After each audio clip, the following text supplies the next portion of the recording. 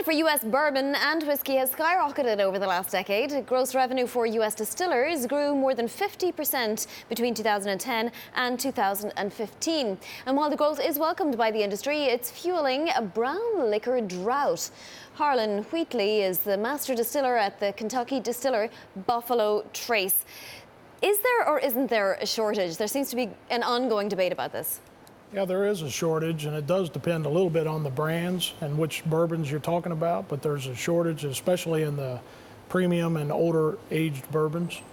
Why exactly? What historically happened to make that shortage happen? And why does it depend on the brands, what they happen to own in supply? It's pretty simple.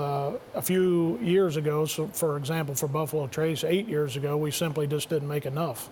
And we estimated our growth in each of our brands, and over time the demand has just simply outgrown the supply, and so the products, the problem is there's a lag between production and when the product hits the market. So if you're making an 8-year-old product and you make it based on a certain demand and it grows faster than you planned, you can't do anything about it. So Harlen, how are you addressing this shortage? For Buffalo Trace, we're expanding. So everything at the distiller, we've spent, last year we spent over $70 million expanding warehousing and production, and we have plans over the next 10 years to continue that expansion. We're adding people and continuing to expand, and we're going to try to keep up with the demand.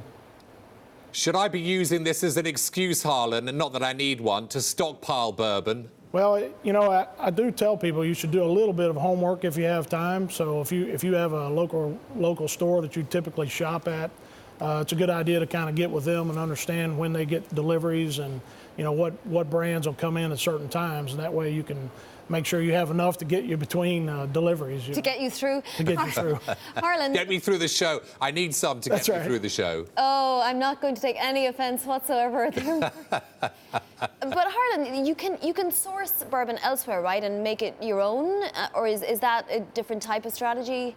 The good thing about bourbon is it's something that has to be made in the U.S. So you can go out and produce it yourself. There's a lot more producers out there, but if you're looking at typical brands that have been made for centuries, then you have to kind of isolate those brands. So is there a time frame on this shortage now? At what point will you have enough again? And then is there the danger of oversupply, of having too much inventory? There is always that danger. The one thing we do know for sure is we will never be correct. We're either going to underproduce or overproduce. But the timeline for us, we don't see it any time in the near future slowing down because the demand is still strong. And for us, globally, is a new market for us as well. So, where? Anywhere you can think of: China, the European market, Africa, Australia. All Japan. right, we better get our bottles of Bourbon Trace or Buffalo Trace while they're around, Mark Barton. Our thanks to Harlen Wheatley, master distiller at Buffalo Trace.